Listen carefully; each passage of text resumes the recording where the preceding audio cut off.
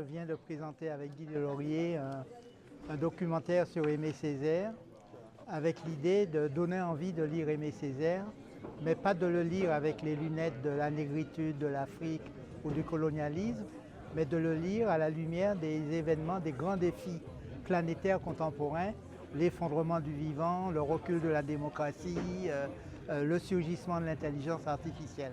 Donc il faut relire nos grands auteurs, relire Césaire, sur des bases complètement différentes et complètement modernes.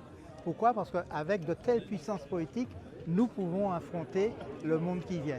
L'œuvre de Césaire nous a permis de lutter contre le colonialisme à l'époque où le colonialisme était très brutal, très violent. Ce qui s'est produit, c'est que le colonialisme a muté et il s'est fondu dans le capitalisme.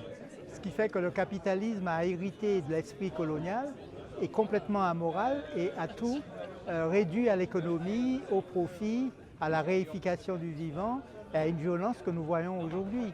On voit dans le monde aujourd'hui la violence qui est exercée par le triomphe du capitalisme. Donc nous avons l'impression que devant de tels phénomènes, la poésie n'est pas importante, que la culture n'est pas importante, qu'il faut peut-être simplement des solutions poétiques. Mais on ne peut pas trouver des solutions poétiques s'il n'y a pas une poétique, c'est-à-dire une espèce de sensibilité qui nourrit l'esprit, qui nourrit l'imagination et qui nourrit l'imaginaire.